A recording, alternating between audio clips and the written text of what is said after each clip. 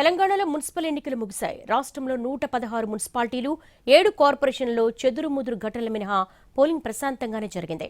అన్ని రాజకీయ పార్టీలు లెక్కలేసుకునే పనిలో పడ్డాయి. అధికార పార్టీ ఫలితాలపై ధీమాతో ఉంది. కాంగ్రెస్ పార్టీ ఆశించిన సీట్లెన్ని, ఎదురుగాలి వీచింది ఎక్కడ? Let's watch. మున్సిపల్ ఎన్నికల ఫలితాలపై కాంగ్రెస్ పార్టీ కాన్ఫిడెంట్తో ఉన్నట్టు కనపడుతోంది. 80 నుంచి 85% మున్సిపాలిటీలను గెలిచి తీరాలని లక్ష్యంగా కాంగ్రెస్ పార్టీ పనిచేసింది. ప్రత్యర్థి పార్టీలైన బీఆర్ఎస్, బీజేపీలను కట్టడి చేసేందుకు అన్ని రకాలుగా ప్రయత్నించింది.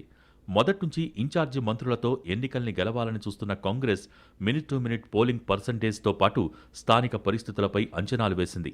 క్షేత్రస్థాయిలో ఉన్న నాయకులను అలర్ట్ చేసింది ప్రభుత్వం. ఉమ్మడి ఖమ్మం, నల్గొండ జిల్లాల్లో ఫలితాలు ఏకపక్షంగా ఉంటాయనే ధీమాతో కాంగ్రెస్ పార్టీ ఉంది. ఆ జిల్లాల్లో కాంగ్రెస్, బీఆర్ఎస్ల మధ్య ప్రధాన పోటీ నెలకొంది. మహబూబ్ నగర్, వరంగల్ జిల్లాల్లో మెజారిటీ స్థానాలు గెలుస్తామని కాంగ్రెస్ పార్టీ వర్గాలు చెబుతున్నాయి. కరీంనగర్లో కాంగ్రెస్, బీజేపీ మధ్య తీవ్ర పోటీ నెలకొని ఉందని అంచనా. ఇక నిజామాబాద్లో కాంగ్రెస్ ఎక్కువ సీట్లు ఆశించింది.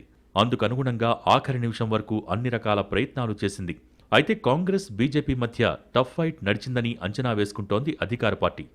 రంగారెడ్డి జిల్లాతో పాటు గ్రేటర్ పరిసర ప్రాంతాల్లో అనుకూలమైన తీర్పు వస్తుందని ధీమాతో ఉంది నాయకత్వం. వరంగల్, కరీంనగర్ జిల్లాల్లో బీఆర్ఎస్ను బలంగానే ఎదుర్కొంది. మహబూబ్ నగర్ పార్లమెంటు పరిధిలో కాంగ్రెస్, బీజేపీ మధ్య తీవ్ర పోటీ నెలకొన్నట్టు అంచనా వేసుకుంటోంది. మున్సిపల్ ఎన్నికల్ని కాంగ్రెస్ ప్రభుత్వం సవాల్గా తీసుకుంది. జిల్లాల ఇన్ఛార్జ్ మంత్రులకు బాధ్యతలు అప్పగించింది కాంగ్రెస్ పార్టీ. పనైతే చేశారు కానీ ఫలితాలు ఎలా వస్తాయనేది చూడాలి.